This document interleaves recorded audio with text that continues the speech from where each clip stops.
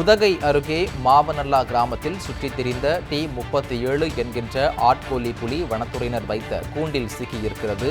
மாவனல்லா கிராமத்தில் கடந்த 24ஆம் தேதி பழங்குடியின பெண் ஒருவரை புலி கொன்ற நிலையில் இன்று கூண்டில் சிக்கியது.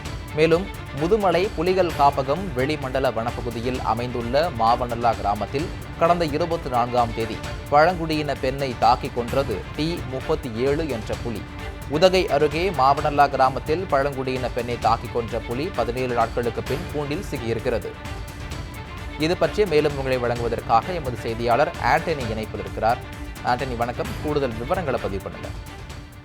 வணக்கம். நீலகிரி மாவட்டம் முதுமலை புலிகள் காப்பகம் வெளிமண்டல வனப்பகுதியில கடந்த 24ஆம் தேதி மாவனல்லா என்ற கிராமத்துல பழங்குடியின பெண் ஒருவரை புலி தாக்கி கொன்றது. இதனை தொடர்ந்து வனத்துறையினர் ஏழாயிரம் 30 பேர் கொண்ட குழு அமைத்து அப்பகுதியில 4 கூண்டுகள் அமைக்கப்பட்டு அதே போல தானியங்கி கேமராக்கள் அதிநவீன கேமராக்கள் மூலமும் இந்த புலி நடமாட்டம் கண்காணிக்கப்பட்டு வந்தது. இதனிடையே பாத்தீங்கன்னா அந்த பகுதியில 3 புலிகள் உலா வந்த நிலையில ஒரு வயதான ஒரு புலி தருபா அந்த பெண்ணை தாக்கி கொன்றது கண்டறியப்பட்டது. இதனிடையே அந்த புலி 16 நாட்களாக வேற வனப்பகுதிக்குள் சென்ற நிலையில நேற்று மாலை மீண்டும் மாவனல்லா கிராமத்திற்கும் அந்த புலி வந்தது. இதனிடையே பாத்தீங்கன்னா ஒரு கால்நடையை கூண்டில் வைக்கப்பட்டிருந்த கால்நடையை தாக்க முயன்ற போது தற்போது அந்த கூண்டில் சிக்கியுள்ளது.